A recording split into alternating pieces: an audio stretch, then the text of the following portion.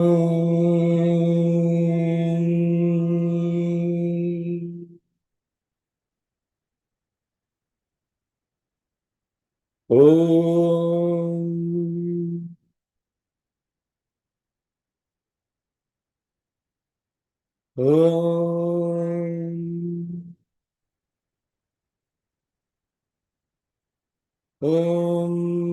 गणानां त्वा गणपतिगुं हवामहे कविं कवीनामुपमश्रवस्तमम् ज्येष्ठराजं ब्रह्मणां ब्रह्मणस्पत आनशृण्वन्नोतिभिः सेदसादनम् प्रणो देवी सरस्वती वाजेभिर्वाजिनीवती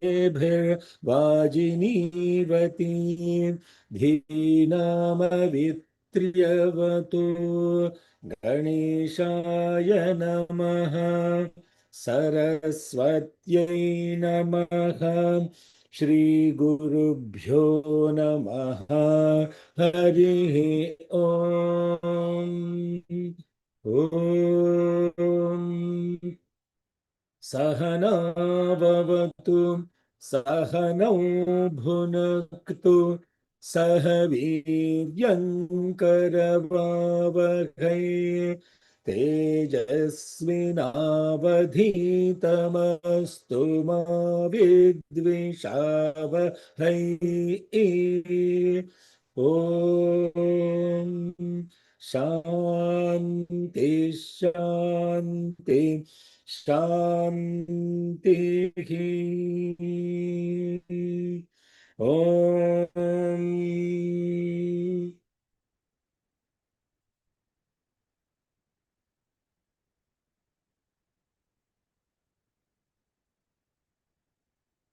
अथारुणः केतुरुपरिष्टादुपादधात् एवाहि देवा इति. Please share the screen, Sarah, so everybody can. ततो देवमनुष्याः पितरः गन्धर्वाप्सरसश्चोदतिष्ठन् सोर्ध्वादिक् या विप्रुषो विपरापतन्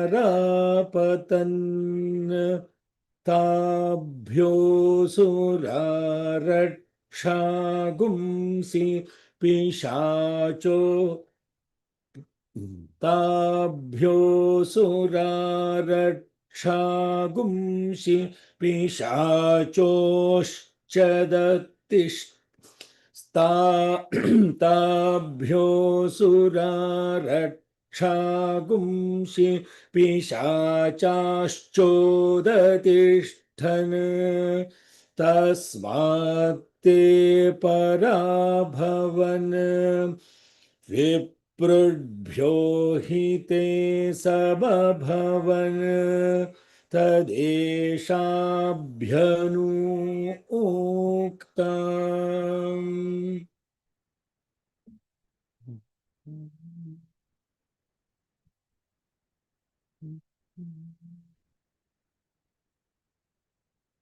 Offering our collective love at the divine lotus feet of Bhagavan Shri Shri Shri Satya Sai Baba Varu. Let us all be together. Let us all be nourished together. Let us all work together with great vigor. May our studies illumine our intellects. May we not hate or contradict or conflict with each other. Let there be peace, peace, and peace. Good morning, good afternoon, good evening, Hari Om, Shalom, Sai Ram, Namaste. We're studying the 23rd Anuvaka. I think. Is it 23rd? 24th. What We're still Anuvaka on the is this? 23rd. Yeah. 23rd Anuvaka. And last week we looked at the mantra of the Dik Pratishta, how the directions were established using love and placing this love in different areas and invoking different deities associated with it. And in doing so, along with that, there is also the aspect of creating different beings, and the different beings associated with the Arunaketu, then establishing the love up above and saying, verily, this is for the Devas. That's the statement. Evahi Devaha iti. And then from there emerged, from that act, the celestial humanoids, the Deva Manushyaha, Pitaraha, Gandharvaha, Apsarasaha, all of them have emanated from that, in that upward direction. Gandharva, Apsara, Gandharva, Apsarasa, Cha Udatishtan, Deva Manushyaha, Pitaraha, Gandharvaha, Apsarasaha. Then they are all Udatishtan, Udatishtan, Sa Urdhvadik, and therefore the Abhishtaka is placed, saying that now all those be present here. Now what is happening here? The ritual is happening. The context is the ritual. Not only that aspect of creation, we are actually living the spirit in ritual, and then the Yajamana or the Adhvaryu is taking these Abhishtakas, and also while chanting the mantra, they're placing this, and that has to be remembered. And when you remember that, then what is happening? All these are Upadadhatu, placing them there. And then here are the Deva Gandharva, Pitara, Apsarasa, all those have been established there. There is what is not established are, of course, the Asuras. The whole point is to get rid of them, not to invite them. Nobody invites the Asuras. And then sometimes whatever, you don't even have to invite the Asuras, they will be present. Asuric tendencies will come out when a great yajna is happening. And if the intensity of that yajna is so powerful, sometimes what happens is it will bring out the inherently present asuric tendencies. You have to be very careful and you have to watch out for that, because that will actually be very harmful for the person that is experiencing that. And then those that are present at the yajna should not get associated with that. They have to only stay focused. Because the purpose of those asuric tendencies is to distract, is to create a nuisance, is to create a, that's what they do, right? That's what when Vishwamitra was doing the yajna, all these asuras will come and try to disturb it. Talk nonsense, pour some nonsense, do some nonsense, disturb others around, create chaos. This is asuric tendencies. At that point of time, the Adhvaryu and the ones that are associated with the yajna should stay still and should not even entertain any of that. That's the reason why Vishwamitra took Rama Lakshmana. Not because he could not have taken care of those asuras. He was very powerful. He can take a spoonful of water and then mantra jalam, and then if he throws at them, they will be destroyed. But he is in yajna. He cannot get disturbed. He has to focus only on the yajna. This is very important. People just come to these yajnas and all, they think that I also put a check mark. I attended this yajna, that yajna. All the stuff that we are doing for sadhana and everything related to this yajna is more important than actually coming to the yajna. And that's not what people are focused on. They're thinking, oh my God, I'm a Ritvik. I can now come and dump stuff into the Homakunda. First, you have to clean up your own Homakunda. Clean it up with tapas. You have to get rid of all those asuric tendencies, because those asuric tendencies are uninvited. They're not invited to the yajna. Why they are not invited to the yajna? They are not invited to the yajna because they were not intended. Unintentionally, when he was placing this love, or the apaha, some drops got spilled. That's what we left last week. Yaha, yaha, viprushaha, viparapatanna. Those that were scattered away to the sides, from those scattered drops, the asuras, the rakshasas, the pishachas rose up. Tabhyaha asuraha asurak rakshamsi pishachah cha utatishtan. So that means what? They will be present. Even in the yajna, they will be present, because when you are placing kalasha waters, etc., some water will spill, not placed properly. I mean, if you understand this, your intensity and your focus to do a puja or a ritual will be so profound, so perfect.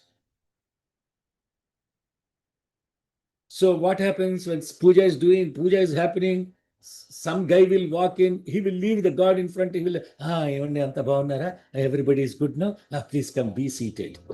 Gone. Attention gone. Attention gone from God to that is unintended. Yes, you invited them, but the guy who invited there, the devatas that are there, the mantapa, all those kalashas, they have to be kept focused. Even if a great soul walks in, you should not even get disturbed. I'm talking with experience, not just telling this for the sake of doing this. And I won't go into those personal experiences here. But those that have watched, they know. Anna, this person has come. Oh, it's okay. Let them be. You take care of. I don't have anything to do. For me, attention is Bhagavan. I won't get distracted from it. Not only me, if you see, actually, I learned this from Dikshit Mama. What a amazing focus and attention and love to Bhagavan. Bhagavan means the who he has invited at the altar is Bhagavan. So any of that attention should not get scattered. You sit for a bhajan and you sing a bhajan. After that, you have to follow a bhajan. You have to follow the prayers. If you start looking at your bloody cell phone, then you are not offering your love to God. Otherwise, don't sing a bhajan. Go sit somewhere else. Nobody is asking you to sing a bhajan. But if you sit in the front and you sing a bhajan to Bhagavan, the only focus is Bhagavan, not your cell phone. All the prayers that have to be, this is what is called intention. That's what's called attention. Attention. Attention to something that you have intended to be there is in pure love. That is bhakti. A lot of other stuff is rakti. For bhakti, don't come and sing a bhajan if you can't sit for the entire session and not look at your cell phone while others are singing bhajans, or when the prayers that are in unison that has to be chanted, you have to be 100% present to that. Swami doesn't care. I mean, he doesn't. Celestials are waiting to sing for him, not you. What is your talent? What is your offering? You don't even know what you are singing most of the time. So, Sai Ram, this is very important. I observe this in Sai centers so much that it pains my heart that people are losing focus on Bhagavan. He is there for name's sake. The rest of it is your drama. The only thing you have to focus is him, Rama. So this unintended, consequential scattering of attention and love from which all these demons, the monsters and the pishachas will rise up. Uttishtantu bhuta pishacha ete bhumi bharaka etesham avirodhena brahma karma samarabhe. That's what you say. You have to then take them out of the place, throw these monsters out of the place.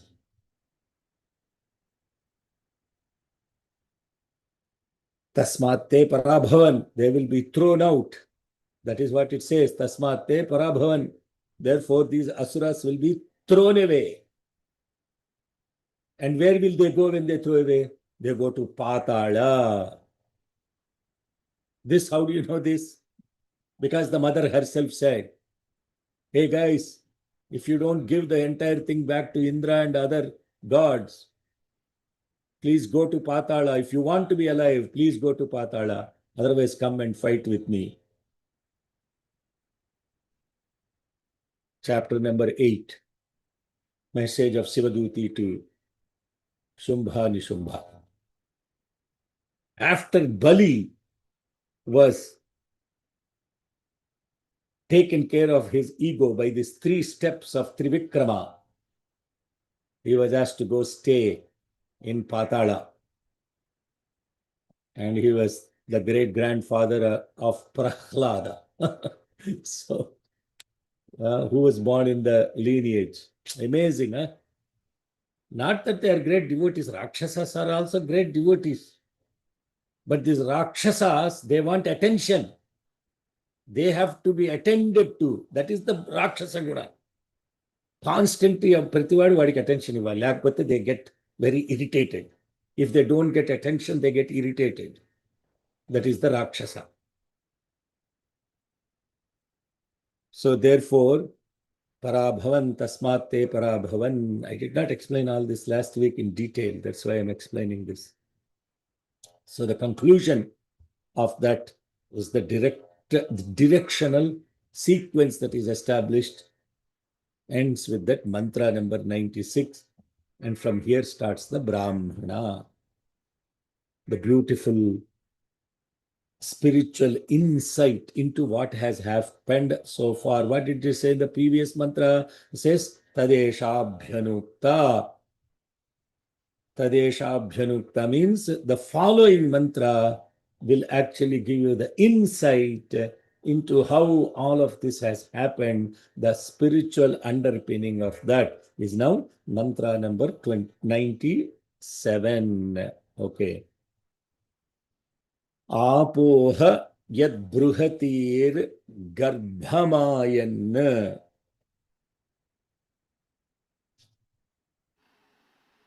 Apoha yad brihatir garbhamayan. 2 times. Apoha yad brihatir garbhamayan. Everybody should be repeating it, not just him. Dakshandadhana jayanti swayambhum. Dakshandadhana janayanti swayambhum. Sorry, I said jayanti, it is janayanti. Yeah, you're right. Yeah, please, one doctor. Dakshandadhana janayanti swayambhum. Tata imedhya srijanta sargah. Sorry, 1 minute. Tata imedhya srijayanta sargah. It's Srijyanta. Srijyanta, yeah. Tata. I said that only, right? Imedhya srijyanta sargah. Tata imed srijyanta sargaha. इमेध्यसृज्यन्त सर्गाः तत इमेध्यसृज्यन्त सर्गाः तत इमेध्यसृज्यन्त सर्गाः अद्भ्यो वा इदगुं समभूत् अद्भ्यो वा इदगुं समभूत् अद्भ्यो वा इदगुं समभूत् तस्मादिदगुं सर्वं ब्रह्म स्वयं भृति तस्मादिदगुं सर्वं ब्रह्म स्वयं भुविति तस्मादिदगुं सर्वं ब्रह्म स्वयं भुविति स्वयं भृति. Okay, so iti, wherever there is the iti there, that is a full stop. And that means that's the end of one teaching. Okay. So Tadeshabhyanukta, this is how it happened, is the previous line conclusion. How did it happen? Apaha ha yat brihantihi garbham ayan.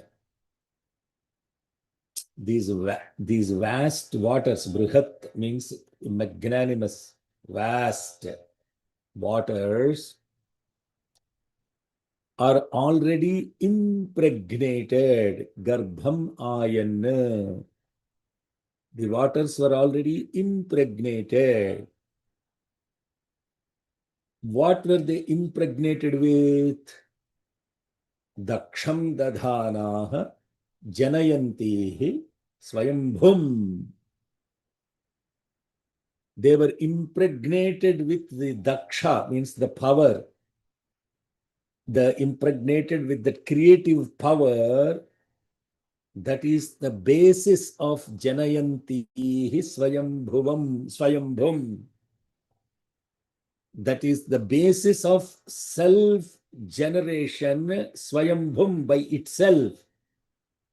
These vast waters are already impregnated with the capacity and the power of self-regeneration without any second thing. That's very beautiful. Dakshandadhana janayantihi swayambhum. Swayambhum. Swayam means self, bhum means origin.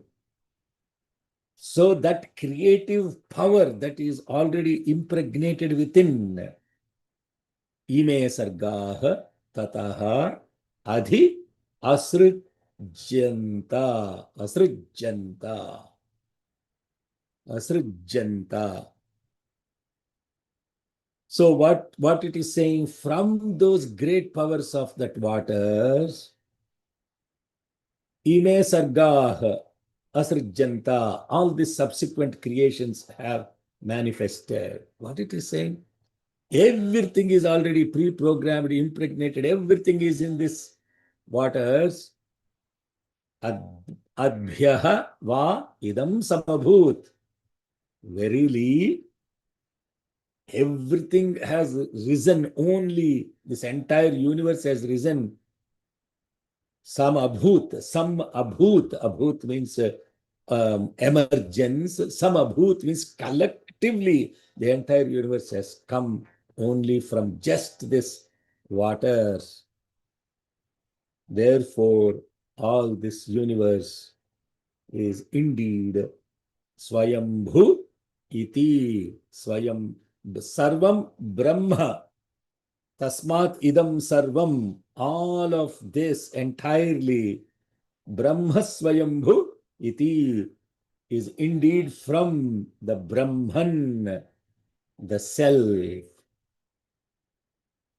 That's beautiful. It's a beautiful five lines of declaration of the essence of Tadeshabhyanukta.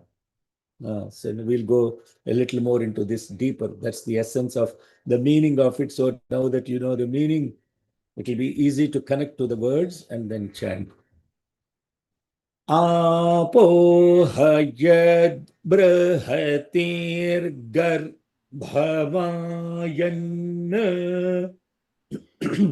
Om आपोहयद्बृहतीर्गर्भमायन् आपोहयद्बृहतीर्गर्भमायन्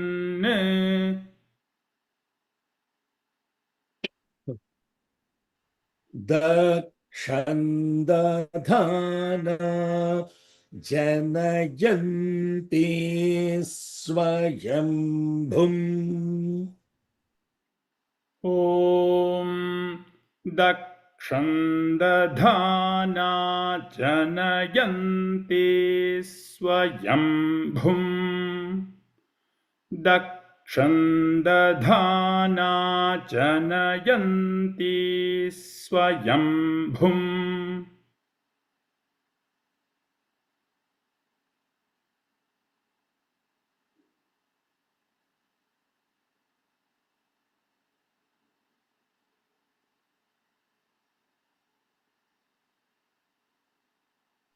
Anna, you are on mute. Yeah, Sarah, do you have the Shruti playing for you yourself? Yeah. Okay. Om apohajadbrahatiर्गर्भमायन् दक्षन्दधाना जनयन्ति स्वयम्भुम् ॐ आपोहयद्बृहतीर्गर्भमायन् दक्षन्दधाना जनयन्ति स्वयम्भुम् तत इमेध्य सृज्यन्त सर्गाः ॐ तत इमेध्यसृज्यन्त सर्गाः ध्या is udattam. Okay, one more time. तत इमेध्यसृज्यन्त सर्गाः अद्भ्यो वाम इदगुं समभूत अद्भ्यो वा इदगुं समभूत् one more. अद्भ्यो वा इदगुं समभूत् तस्मादिदगुं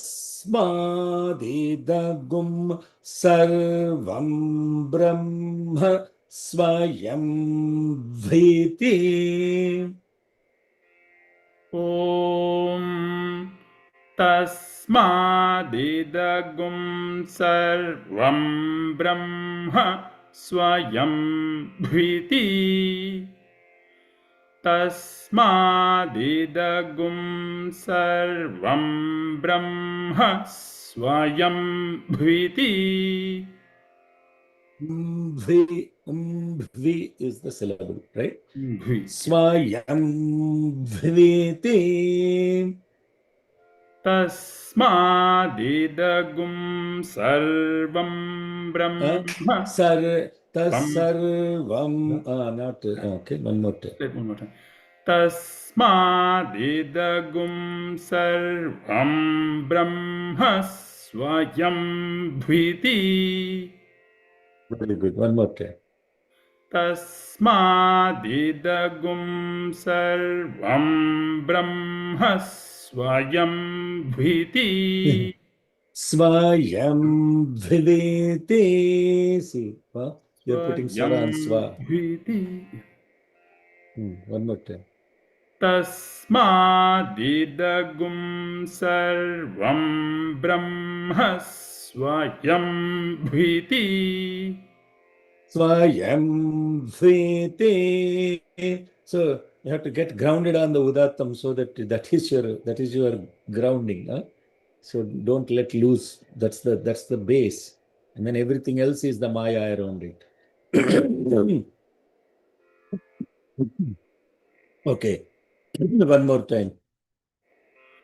तस्मादिदगुं सर्वं ब्रह्म स्वयं भूति Yeah, why स्वयं you are becoming so self-centered? Swayam Viti.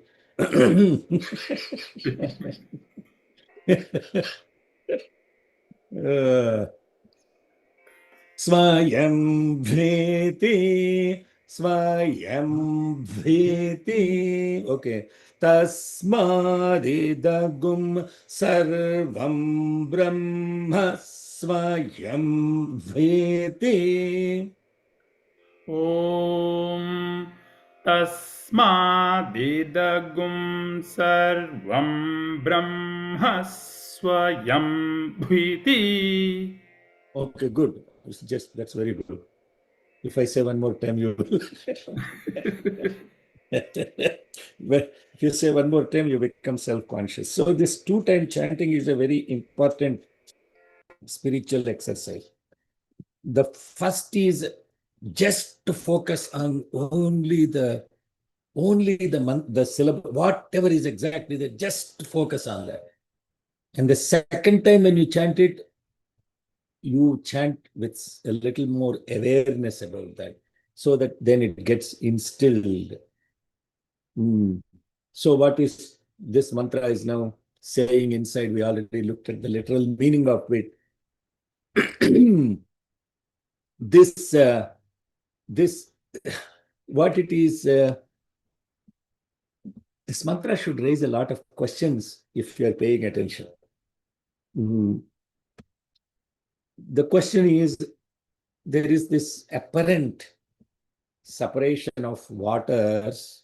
By the way, this whole water business is love only, okay? I won't keep on saying that. You must be already substituting the word water with love in this mantra.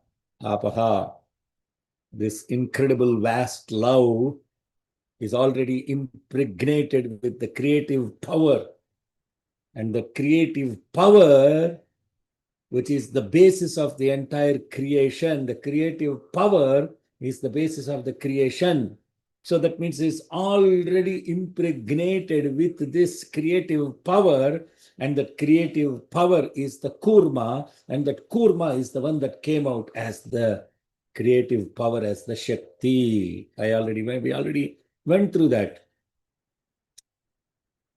So then what it is saying, then there is this, then who is this? That guy is a self-born. Who is this Brahman that came already in the picture?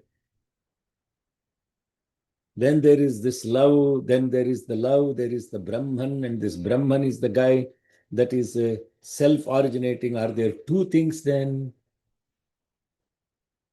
So in this Srishti Karma, there are apparently two stages that are being alluded to, and we went through this in Nasadiya Suttam also.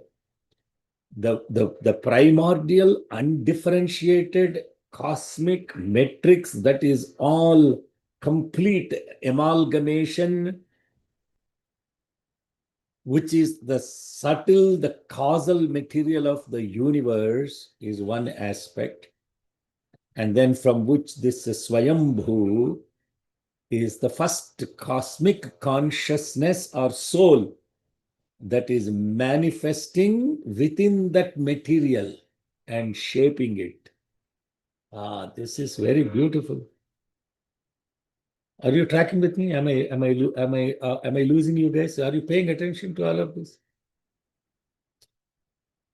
So there are two apparent causes. There is one thing what is called the material cause.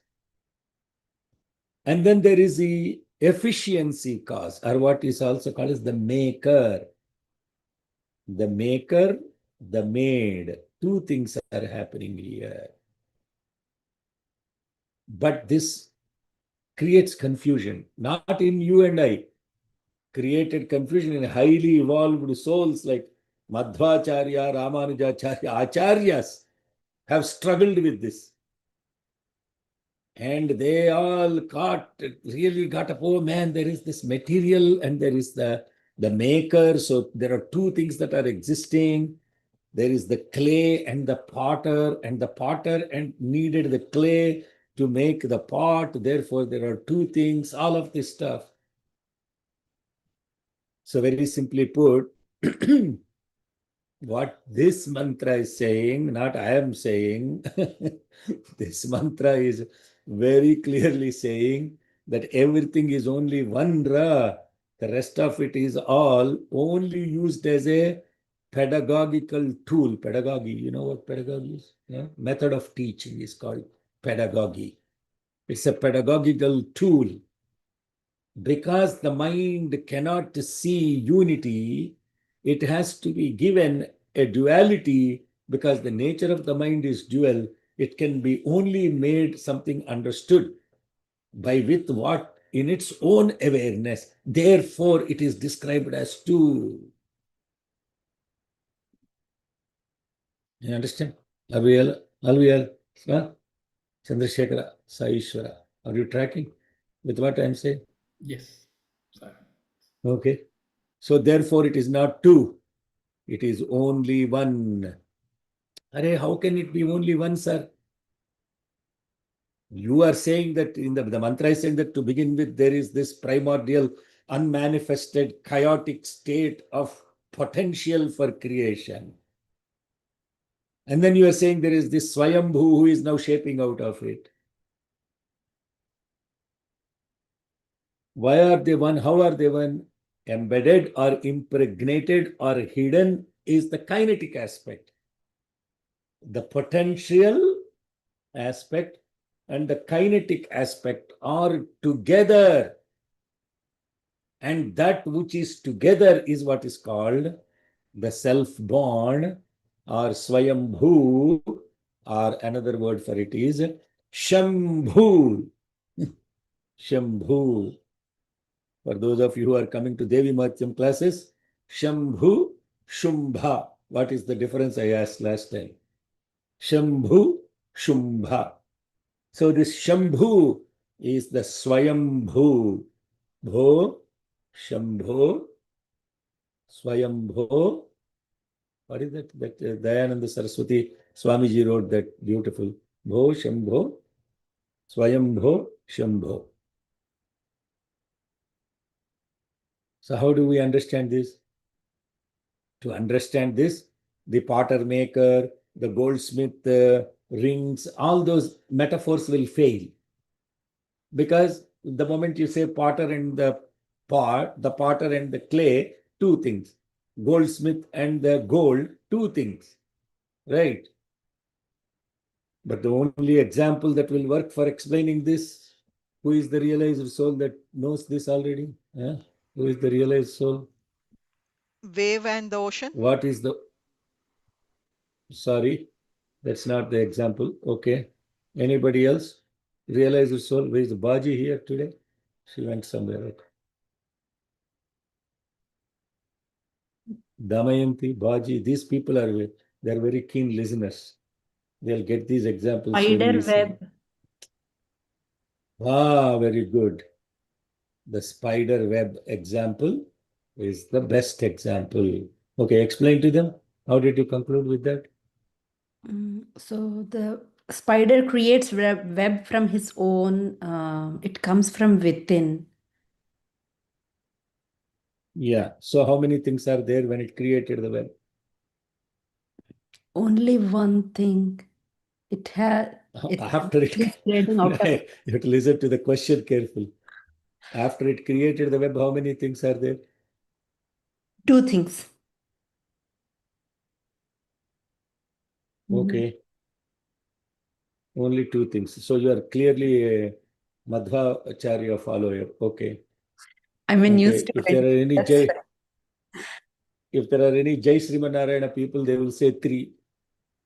The Jai Srimanarayana people, the Visishtadvaitis will say there are three, sir. There is the spider, the web, and the material that was used for the web. So therefore, there are three things, sir.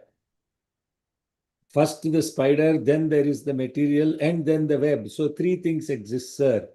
But when you are saying only one thing, how is that one thing? Because the spider is the conscious creator, the Swayambhu. That is what is referred to as Swayambhu. The spider is the Swayambhu. The silk that is inside the spider is its saliva, that is the unmanifested material. As the unmanifested material that is within the spider, the saliva. And when it came out, then it became the web, which is the created universe.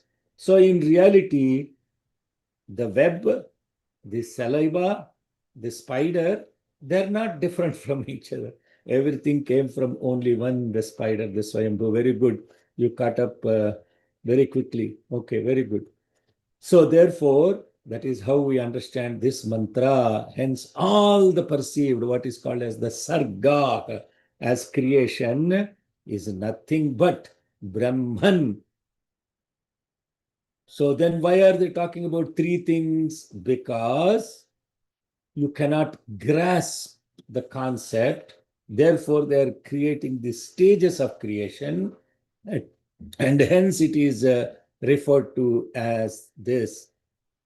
Apo hajad brahatir garbhamayan dakshandadhana janayante swayambhum tata imedhya srajayanta sarga aha adbhyo va idagum samabhut tasmadidagum sarvam brahma swayam vriti.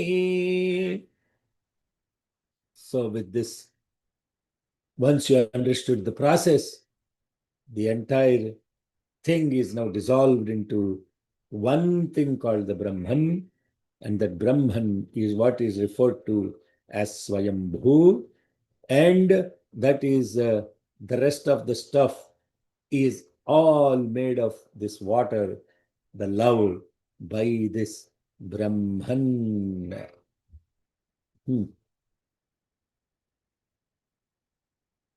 Then let's go to the next mantra. Tasmadidagum sarvagum. Tasmadidagum sarvagum. Tasmadidagum sarvagum. Sidhilamiva dhruvamiva bhavat. Shithilamiva. Shithilamiva dhruvamiva bhavat. Shithilamiva dhruvamiva bhavat. Prajapatirvavatat. Prajapatirvavatat. Okay, before we go into that, let's only look at this one line, which is important line. Tasmadidagum sarvagum shithilamiva dhruvamiva bhavat. Tasmadidagum sarvagum shithilamiva dhruvamiva bhavat.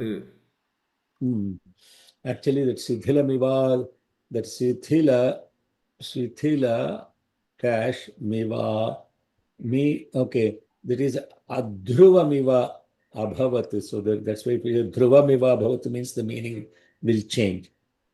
I should have paid attention to it. But anyway, so this tasmat idam sarvam, tasmat idam sarvam, therefore, all of this in its entirety, means all of this entire creation, shithilam iva, adhruvam iva, abhavat.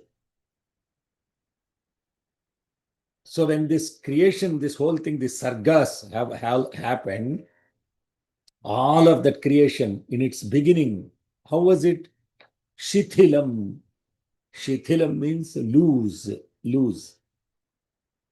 unformed, shithilam. Shithilam means not decayed. That's people use the words in a very different way. Like I said, when you use the word krodham, they say it is anger, or manyu, they say it is anger, but you only understood that meaning, a little bit of it. The meaning of these words, etc., sometimes they are more context, not sometimes, contextual.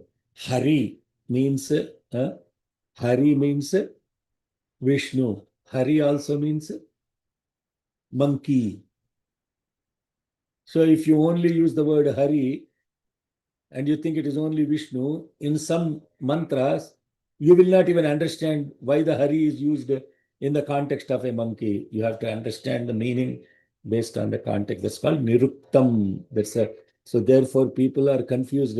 Oh, I looked at Sanskrit dictionary. This is what it is saying. How come you are saying the other way around? Sanskrit dictionary does not describe the entirety of the mantras sometimes. You need more insight into that. Sanskrit dictionary is just a pointer. And that's how the Sanskrit dictionary has led to some of these guys like Max Muller and all, wrote atrociously about the meaning of Gauri, Vimaya, Salila. If you read the meaning of that in English books, you'll be saying, what nonsense are they talking? It doesn't make any damn sense, because they use Sanskrit dictionary, which gives only that literal meaning, and they describe that meaning. I'm not saying anything wrong about Sanskrit. Now, this is another problem, right? Oh, Anna said Sanskrit dictionary is useless, therefore I should stop. That's not what is being said. There is more to the meaning of these words than Sanskrit dictionary. That's where you need the appropriate guidance from the Supreme Master. And that comes when you sit down and you meditate on the mantra and you pray to him, and he will make sure that you are in the right direction. That is the actual sadhana.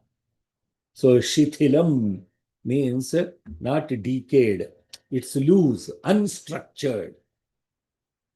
Adhruvam, unstable. So all of this creation that came from this Swayambhu to begin with, those sargas, they were all loose. They are loose, unstructured. And then there is also Adhruvam, they were unstable. Abhavat. That's how they were. Okay. Tasmadidagum sarvagum sethelamiva Dhruvamiva bhavat. Om Tasmadidagum sarvagum shithilamiva dhruvamiva bhavat. Excellent, very good. Tasmadidagum sarvagum shithilamiva dhruvamiva bhavat. Sorry, dhruvamiva bhavat. I'll chant one more time. Tasmadidagum sarvagum shithilamiva dhruvamiva bhavat. Dhru is Udattam. Dhru is Udattam. Shethelamiva Dhruvamiva bhavat. Tasmadidagum sarvagum shithilamiva dhruvamiva bhavat. Yeah, don't become too conscious. You have to be in the moment, but not be consumed by it. Chanting is that. You have to be in the moment, but not consumed by it. That's an incredible sadhana. As a musician, I'm not a musician, but when this body is doing namasmarana, what will happen is it will get the mind and the whole system will go into this layam, manolayam happens in singing a bhajan or in singing Nama Sankirtana, etc. The challenge that happens is to be present to that moment, and because that mind is also required for experiencing it. So therefore, what happens is you cannot get sucked into it. You have to be in it, but not get sucked into it. That's very difficult. Same thing with Veda Mantra Sadhana. But it's even more incredible, you know. When you are chanting and suddenly the mind will get absorbed into the awareness of it, and then the whole system freezes and it cannot remember what is next. It cannot even come back and say, okay, what is the next line? I totally got lost in it. And you cannot let that happen. We can let that happen only in meditation. Tasmadidagum sarvagum sithila miva dhruva miva bhavat. ॐ तस्मादिदगुं सर्वगुं शिथिलमिवा ध्रुवमिवा भवत्. Okay. Then the next set, then I think I already explained the meaning of it. Yes, basically, when the Swayambhu, the self-born, emerged from the waters, the resulting physical world is being described initially as Shithilam, loose, unstructured, and Adhruvam, unstable. How do we hear? The example of the potter is a good example. When just like when a potter, when he just shaped the pot from that wet clay, there is that form that exists, but it is not being formed and it is not strong and stable yet until it is put in the fire, and then until it is put in the fire, it is loose and unstable. Therefore, what happened? Similarly, this universe also required that heat or some further infusion of what? Infusion of the, when something is unstructured and loose, you need the infusion to make it more structural, more strong, stable. And then what he did to make it more stable and structured is the next set of mantras. It's absolutely beautiful. If you understood this, then people will ask the question, what is this, sir? This bhajan singing, do I have to have all these rules, regulations, that it should be in beat, it should be in that, it should be, why do I care? Love is the only important thing. How do I care about all of the things? People hear this, right? I don't want to submit a recording. Go to hell. I've sung this bhajan already. Who are you to ask me to sing, to send me a recording again? Why do you want me to do that? So you have to understand what you created. Tasmadidam sarvam, all that bhajan you have sung, is shithilam, adhruvam. It is unstructured. It is chaotic. That means it has no rhythm to it. It has no shruti to it. It doesn't have any tune to it. It sounds like just this unstructured, chaotic love. Then what do you have to do with it? Then you have to infuse some structure and order into that person's bhajan. Ayyo Rama, if they understood this, the devotional coordinator's job is so easy. Already sang. Why she's asking me to send a recording again? I am such a great singer already. I offered it to Bhagavan. Bhagavan never told. Bhagavan asked me to sing this bhajan. Who are you not to sing this? All this is a humbug nonsense. Bhagavan himself said, Arey, these people are not singing in scale, nothing. One time he told Professor Anil Kumar, these people from, sorry, I don't want to use what place it is without hurting anybody. They were singing so horribly. He called Professor Anil Kumar, and Professor Anil Kumar himself shared this. Arey Anil Kumar, you know why I grew this hair above my ears? So that I can filter all these unstructured things coming onto my ear, and it is causing a lot of chaos. Therefore, he put bhajan singing as a discipline, as a structure. Bhajan singing is a discipline. If you understood that, then your mind and senses will get amazingly structured. Otherwise, it's loose, unstructured. One fellow is clapping like this, one fellow takes, people are taking whatever comes to their hand, and they all suddenly feel they are A.R. Rahmans, and they are hitting it like, crazily. And now the guy who is sitting there in the chair, he's saying, hey, stop, please. This is too much chaos. I cannot tolerate it. And they're thinking, that's what he told. I'm doing like this to stop. They are thinking I'm blessing them, and they're singing with more chaos. Please stop this. All this is just from a humor point of view. But there is a reason why he created it as a discipline, as a Nama Sankirtanam, as a Nama Smaranam. It's a disciplined tool. It's not a chaotic tool. Therefore, in order to infuse structure into it, a rhythm into it, a beat into it, and to make it more stable with a tune into it and bhava into it, then it became bhava, bha, raga, ra, tala, ta, and it became bharata. Bharata. Bhava, raga, tala. And that's how the unstructured, chaotic love for Bhagavan becomes a structured, beautiful offering to Bhagavan. Now, today is Chandrasekhara is very happy because he's the devotional coordinator, and he keeps telling that to people nobody understands in North Carolina. No, I'm just, he never told that to me,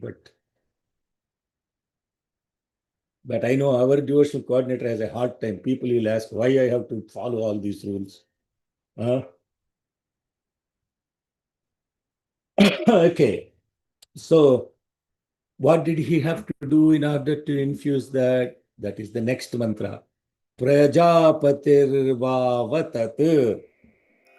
Prajapatirvavatat. Prajapatirvavatat. Atmanatmanau vidhaya. Atmanatmanam vidhaya. Atmanatmanam vidhaya. Tadevanupravishat. Tadevanupravishat. Tadevanupravishat. Tadevanupravishat. Tadeshabhyanukta. Tadeshabhyanukta. Tadeshabhyanukta. Then the Prajapati did something. Prajapatirvavatat. What did he do? Atmana Atmanam vidhaya. Then what he did was he projected himself into himself. What is himself into himself? Then he has Prajapatir Vavatat Atmanatmanam vidhaya Tadevanupravishat. Then he entered into everything himself. He infused and himself into himself. Tadeshabhyanukta. Concerning that act, the following has been stated.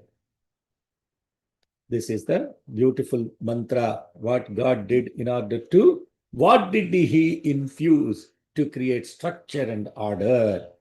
And that is what is a very beautiful insight into that. We'll come to that. Let's now learn the mantra now that we know the meaning of Prajapatirvavatat. Om Prajapatirvavatat. प्रजापतिर्वावतत् आत्मनात्मानं विधाय आत्मनात्मानं विधाय आत्मनात्मानं विधाय तदेवानुप्राविशत् तदेवानुप्राविशत्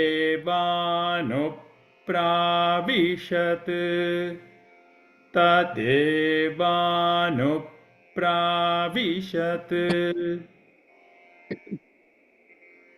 तदेशाभ्यनूक्ता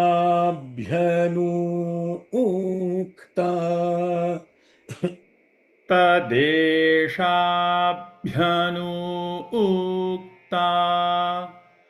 तदेशाभ्यनुक्ता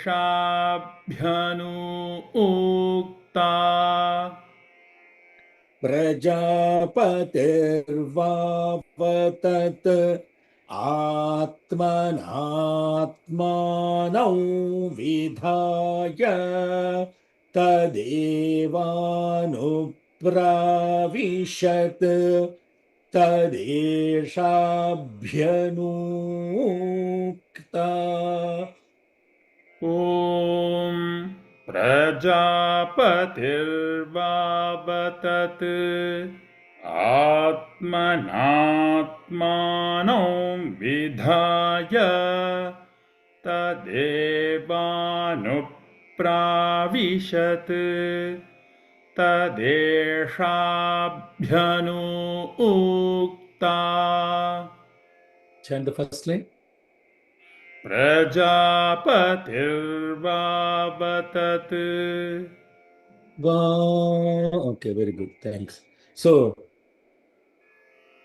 this passage again is describing what is that the two causes that we were talking about, the efficient cause and the material cause, the maker and the substance. The maker and the substance. The maker and the substance is the projection of the maker, isn't it? The saliva is the projection of the spider itself. They are not two things actually. What is the saliva? The saliva is the projection of the spider. Atman Atmanam Vidhaya means that he did not require external materials to build this world. He used his own self, Atman Atmanam Vidhaya. Then he entered into that means what? How did he enter into it? The entrance into it is now the spider's ability to now create this beautiful web. Because the material is there and the material is his, in order for him to create this structured thing called web, right? The material that came out of him as saliva is loose, it is unstructured, it is chaos. And then what he has to do? He has to anupravishatu. He has to now anupravishatu. He has to enter into this creation with his creativity. And that creativity makes, which was unstable before, which is the saliva, and unstructured before, the saliva becomes a structured web. And that structured web is what is beautiful. The saliva is not beautiful. Hello? What is beautiful is this web. And now we are all caught in it.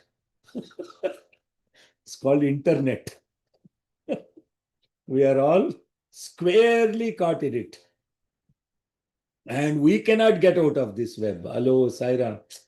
He created this web And then he threw us all into it. He threw everything into it. And now a lot of spiders are caught in it. The anupravishate, this is a very, then he has to put this not only beautiful structure around it, and then he has to infuse it with something else called law and order. Not only he has to create an organization, but he has to give guidance. How should this organization run? What are its principles? What does it in core stand for? What are the 9-point codes of conduct for every person that is in this organization? What are the 10 divine principles associated with this organization? If you understood all this, you will never leave a Sai center, nor will you leave Bhagavan Sri Sathya Sai Baba and go to this guru, that guru, and all of that stuff.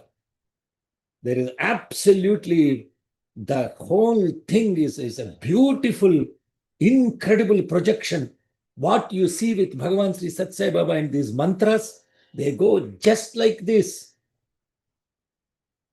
And what he has done for 85 years in physical form to create that which is now in 140 countries and flourishing with service and love, etc., only a few separate as I and O.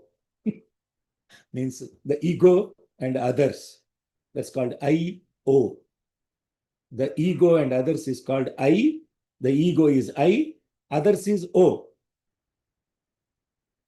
Otherwise, you will be globally connected as a web.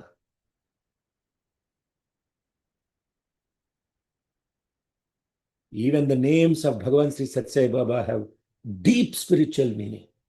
What does Puttaparthi mean? Put apart I is Puttaparthi. If you put apart I, the ego, he said put apart I, but you used the I to create another organization, I-O. An organization around I. Sairam, you are all thinking, all of this is some humbug drama going on. It's not a humbug drama going on. It is all incredibly, beautifully spiritual. Just the names. Just the names. If you understood the names, you will know what is the depth of spiritual being inside it. So the 9-point code of conduct. Everyone who claims they are a Satya Sai devotee must know those 9-point codes of conduct by heart.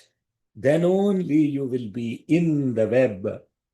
You will be in a structured web, the inner net. If you are not knowing those things, then you are in internet. You use Sai Center for your own self-aggrandizement, not to look at it as a complete umbrella of service, adoration, illumination. Why I am specifically talking about this? Because there is no better way to explain all these mantras. Vidhaya Lokan. The next one will come, Vidhaya Lokan. What did he do, Vidhaya?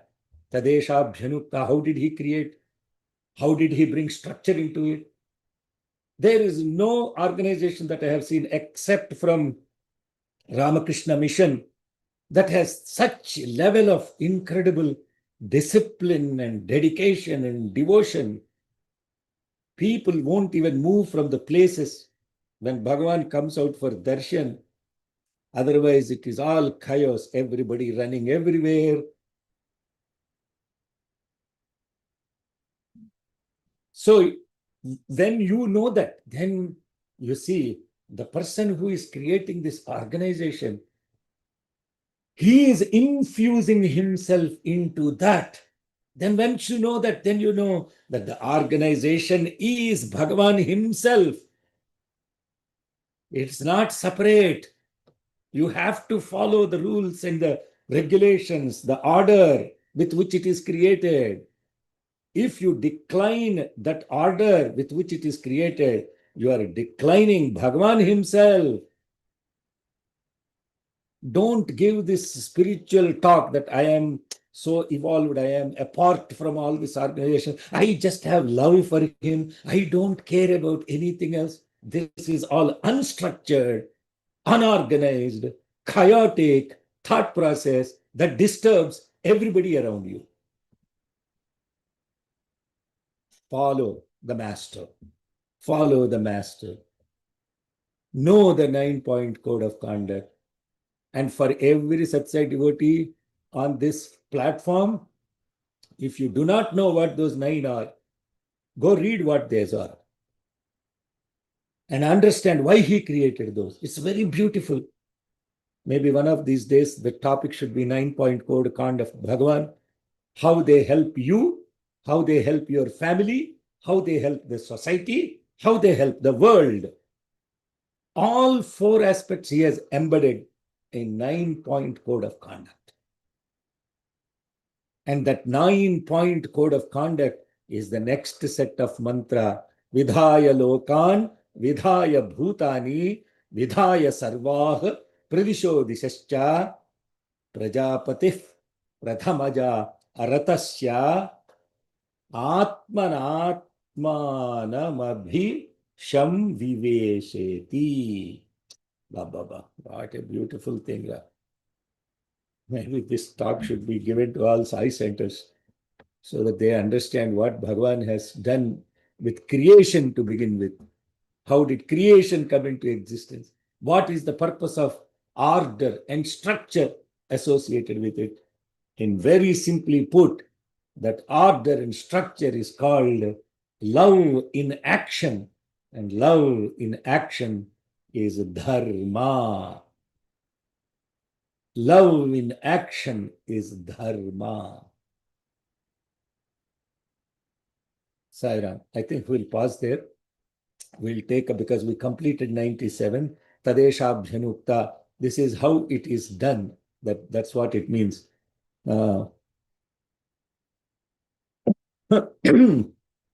So, this is out of this immense respect for this organization. When you respect the organization, you will respect the law and order associated with that organization. And that is the essence of the next set of mantras. 9-point code of conduct. Thank you, Bhagavan. Jai Sai Ram. Okay, Yadakshapada Bhrashtam, please.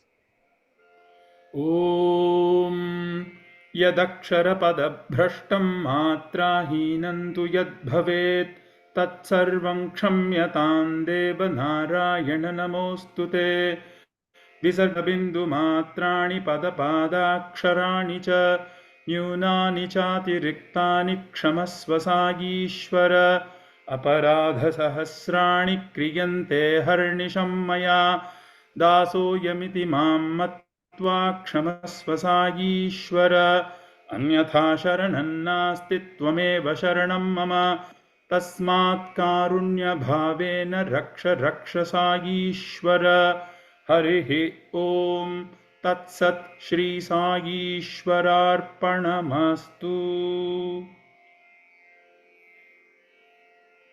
Okay.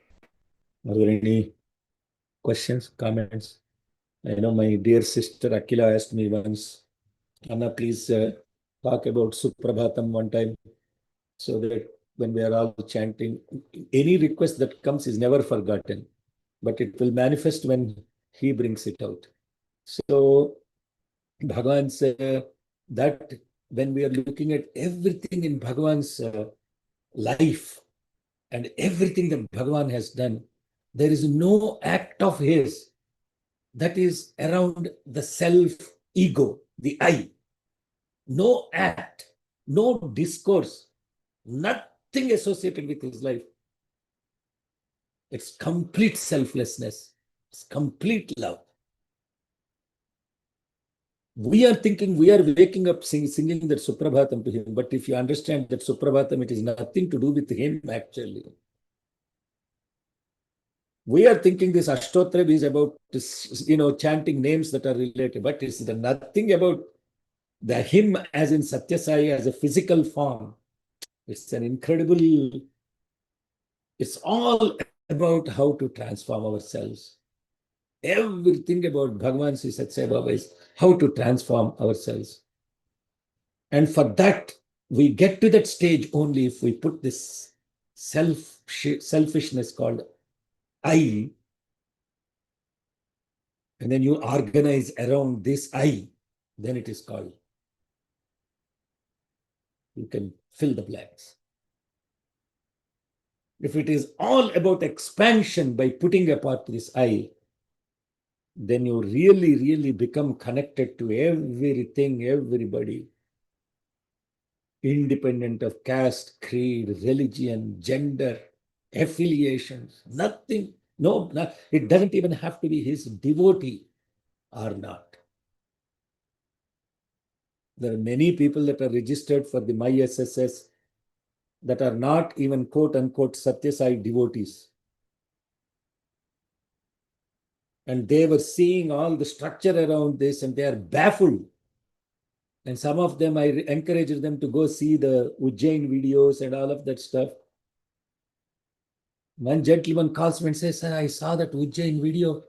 Oh my God, what is, sir, so many people with so much of discipline, with so much of love. And there is nothing there that you cannot, there is absolutely no self related to anybody's individual self. How is that possible? And how that structure come in place?" And the only reason is Sri Satya Sai Baba, MySSS.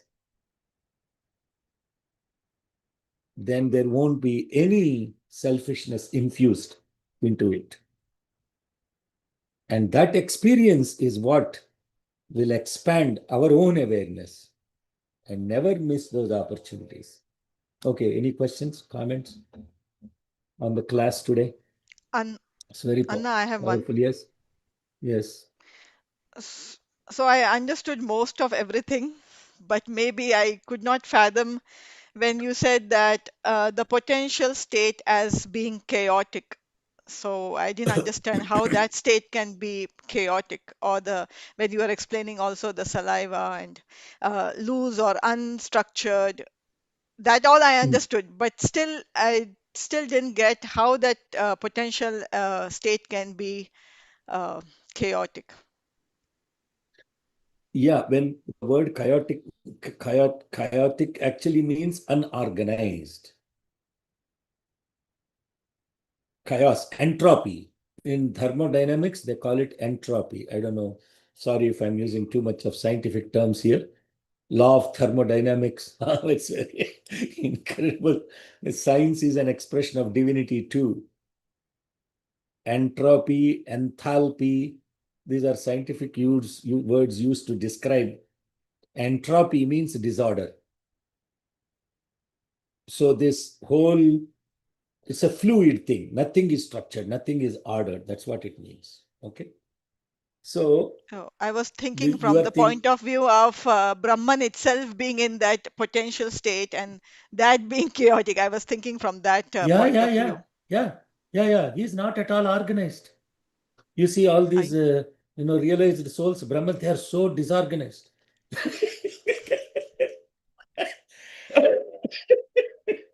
They are so chaotic. and and they unless they infuse the discipline, the structure into their organization, until then it becomes chaotic. You can see it in temples. Brahman is disorganized. Everybody comes, does whatever they want. there is no structure to it. Array, they'll come, they'll go. If God is there or not, who cares? The pujari will be doing all his own stuff. And then some people will be singing bhajans, some people chanting Vedas, some people just standing there talking so loudly. What is Brahman is there. In all that there is Brahman. Then, if the Brahman noticed, oh my God, this is so chaotic, I need to infuse some structure into this, then he gets associated with Shakti. And that Shakti will now bring the order. And that Shakti will take off the Ghora and the Aghora. Whatever is adharmic, the Shakti will eliminate. Whatever is dharmic as Chandi, she will keep it. Shirdi Sai Baba was Shiva, high potential, highly chaotic. Sat Sai Baba is Shiva Shakti. Therefore, he brought this massive Shakti aspect into his devotees. And until that Shakti came, it was chaotic. Shakti becomes the energy to make it organized. And therefore, that Brahman, which is fluid, chaotic, when associated with the Shakti, becomes Ishvara. And that Ishvara is the one together with the Shakti. And Ishvara, then this Shakti aspect brings the command and control. And therefore, Sai associated with Ishvara, Sai Ishvara, Om Sri Sai Ishvaraya Namaha becomes a Maha Mantra. Shiva Shakti Sahasra Chandi will bring you that. Sairam, thank you. Sairamana. Yeah. So I had this question a few weeks earlier when you were explaining about this cosmic script.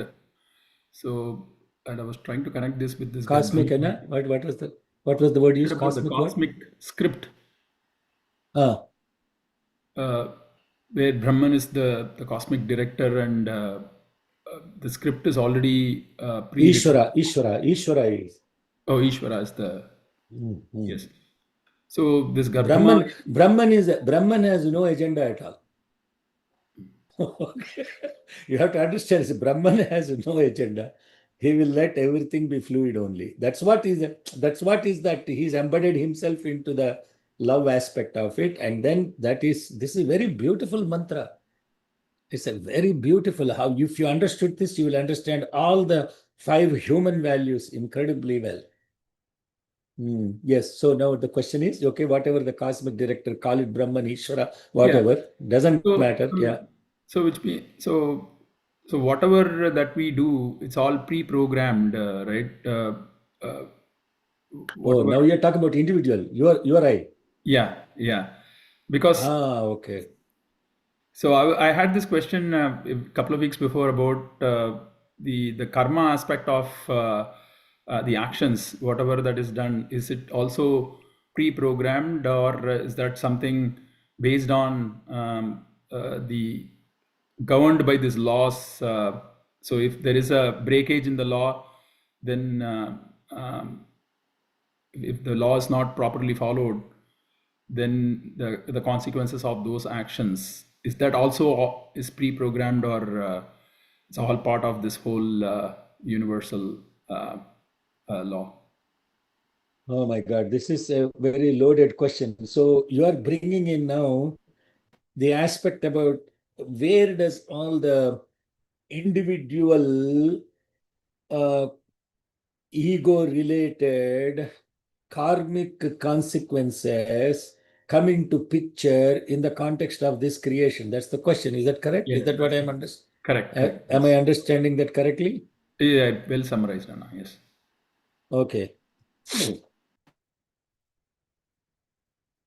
That is called Shumbha.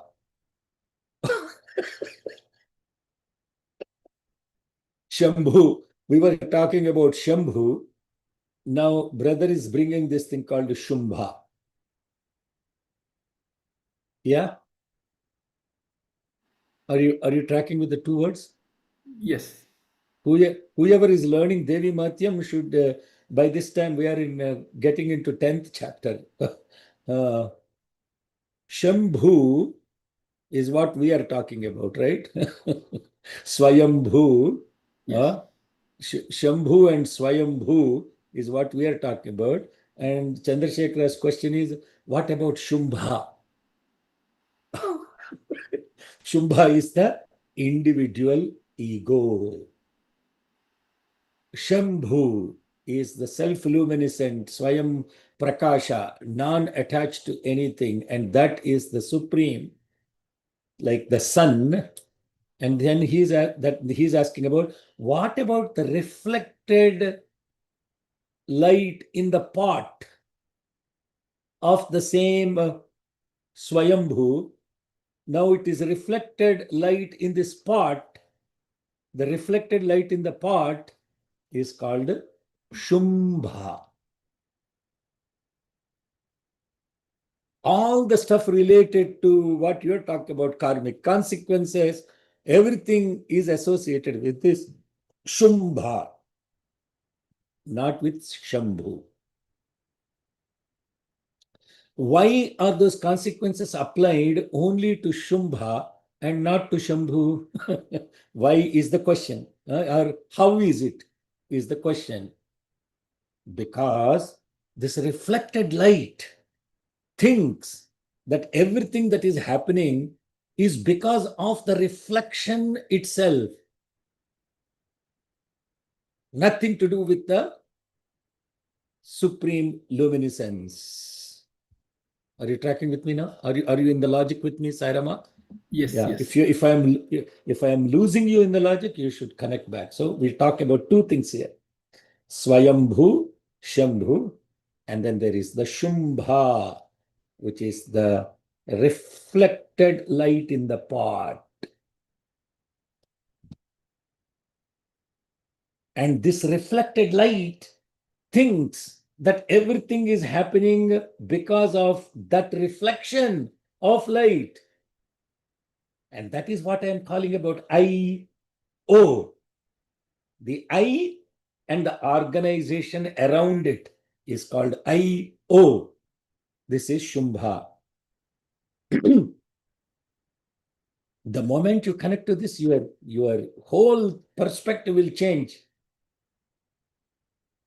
But if you, then all the karmic consequences associated with what is happening in that pot, in that reflection, will be continued as karma. But if the awareness has shifted from the pot to the self-luminescent Swayambhu, there are no karmic consequences, because that is ever shining light. That is the light that is ever present. It is not reflected light. It has no ego or selfishness associated with it. 24/7, 365. It is sacrificing itself to give luminescence to everything around it unconditionally. And therefore, no karma associated with it, because no action, no thought, no word, nothing is about that reflection. It's all about the self-luminescence. Are you clear now? Yes. Thank you, sir. So every time when something happens, the moment the mind says, oh, you are so great, no? You have really done a fantastic job. It has to immediately say, no, sorry, I am very sorry, you mind. You are mistaken. This has nothing to do with this pot of water. It's nothing to do with it. It's that light that is shining. Don't get mistaken. If you understood this, I'll take it to the next level. Every pure heart with pure senses and pure thoughts and pure conscience will reflect that light beautifully. The only difference is that these reflections, they are capable, the reflected light of capable of providing light to another things, objects around it. Then you have to always remember, this capacity that is within me is nothing to do with the pot of water. the capacity of shining forth is nothing to do with the pot of water. The capacity to shine is borrowed from the self-luminescence, Swayam Prakasha, Swayam Bhu. It is that which is already present and shining forever. And the moment this ego reflection continuously gives up this doership, attachment to the doership. And when it gives up this attachment to this doership, it will not be affected by this karma business at all. In fact, this whole karma business is all duality. In Advaita, there is no karma siddhanta, period. Jai Sai. I hope that makes it clear. Okay, very good question. Because that is the whole confusion around this is, how do I come into picture? You see, how do I come in? How do I come into this picture? How do my actions, my words, my thoughts, how do they factor into this whole thing? Hopefully that is very clear. Yes, very good. Yeah, Sita, you can share the science. The science aspect of cell division. She's talking about cell division. Now, that is too much of biological science for people. You should understand this. The moment you grasp this beautiful thing called spiritual knowledge, every science becomes lot of sense. The entire science can be explained from this bottoms up perspective, from subject to the object. All the knowledge of music, the Kala Jnana, the knowledge of science, the knowledge of art, the knowledge of physical things, all of them will become more clear and integrated. Otherwise, they will remain as individual, independent sciences. But they are all independent. Okay, so Sita, go ahead, Ma. What you talk about cell division for graduates of biology or those who at least thought biology is of relevance. Now, when you were talking about the spider and the web, I kept thinking about the parallels to cell division, how the chromosomes separate and then replicate and come together in an ordered process. And from one cell, you have two, and then the identity of the first cell is gone. And so that's what I was talking about. And when they are not connected to that process, what will they turn into? They are lost. No, what is the And if disease they are that not, manifests? Yeah, there are several diseases, right? If they are not ordered, for example, if you have 3 chromosome 15s, you have Angelman syndrome. So there needs to be that specific order and process for things to happen correctly. But uncontrolled cell division leads to what disease? Yes, malignancy. Which is in simple English? Cancer. Cancer.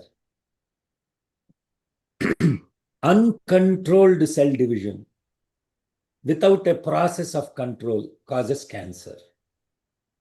That is the basis of cancer. Only controlled cell division. It's a very beautiful, what she's bringing up is a very beautiful scientific insight into this process of chaos. When the cell division is happening, the cell is nothing but a fluid of plasma in which the chromosomes are disorganized. When the cell decides to divide, then the chromosomes, what are there, they will replicate and they separate and will create a replica. And those two that are created out of that also have a cross communication associated with it. And when they organize like that, they become a tissue. And when the tissues organize like that, they become an organ. An organ organized like that becomes organism. Organisms organized becomes a society. Societies organized becomes community. Communities organized become countries. Countries organized become continent. Continents organized becomes the earth. Earth organized becomes the planetary system. Planets organized becomes the solar system. Solar systems organized becomes galaxy. Galaxies organized become cosmos.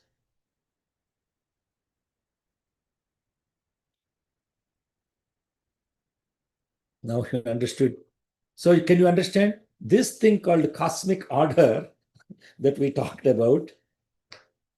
Starts from that basis, the fundamental universe, the creation in which a structure is infused to make disorder come to order. Jai Sai Ram. She talked about cell, I talk about cosmos. So from cell to cosmos, there is organization. Jai Sai Ram. Okay, any other insights, comments, questions? This is already getting way over the head. Okay, Sai Ram. Manisha. Sairam, I was just wondering that this maid and maker, they are two, like I was thinking of the example of the bija and the tree. So the maker has to be separate, or it is hidden into the bija and it is also coming up. That's what my thought.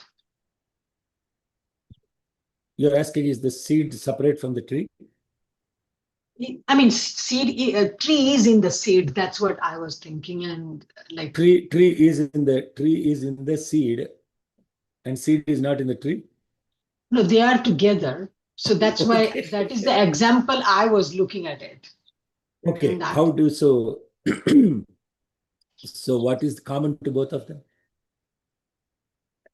the tattvam, the like what makes seed is what makes the tree. What is common to both of them? What is common to both of them is the process. No. What is common to, see, this is a rhetoric question that people ask and they get confused. The seed and the tree. Huh? So in the seed, it is invisible, tree is there. That's what. What is common to both of them? You think about it. It's not, it's a very, this is where you require a lot more. You put an example forward, and as you know, I don't answer questions with an answer. I always ask questions so that we can think together. If we think together, there is order. If we don't think together, it's chaos, conflict.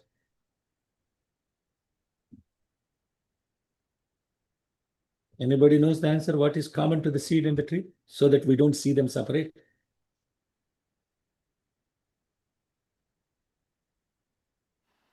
The material of both is the same. Which is what? Sita knows the answer. She's smiling, but she doesn't want to say until somebody else says. The Shakti. I was thinking of genotype. Okay. Oh, he's thinking the answer genotype. Okay. Where did the phenotype come from? Okay. That's too much for this group of audience, too much science. Okay. What somebody said Shakti. Okay. No, that's The knowledge, the knowledge, the power, they all being the same. Yeah, lot more. What is the fundamental nature of both of them? If you connect to that, then you know what is common to both of them. Today, Sivaram Krishna Sharma is very quiet. He is very deeply engrossed in some other spiritual concepts.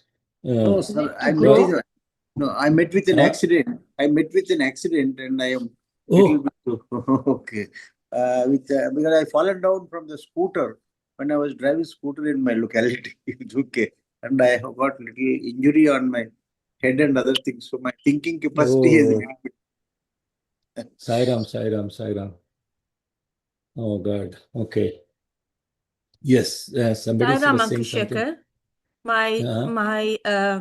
I may be very out of line, but the seed and the tree both need water and sunlight, and they rely on each No, other for growth. they don't rely on each other. In my The simple terminology. I'm sorry. no, that is outside. What you mentioned, both are outside of the seed. I'm asking what is common to both of them. Okay. There is one thing, what is the fundamental nature that is common to both of them. So anyway, we will pause there. It's already 42 minutes above our class time. We'll take it up tomorrow, and then we will have answer to that tomorrow. Okay, Jai Saira. Swasti mantra Saira Chandrasekhara. Oh, Swasti. you already said that. Yadakshara Pada Prashtam you already said, right? Yes. Yeah. ॐ स्वस्तिः प्रजाभ्यः परिपालयन्तां न्याय्येन मार्गेण महीं महिषाः गोब्राह्मणेभ्यः शुभमस्तु नित्यं समस्तलोकाः सुखिनो भवन्तु समस्तलोकाः सुखिनो भवन्तु समस्तलोकाः सुखिनो भवन्तु। ॐ शान्तिः। जय बोलो भगवान श्री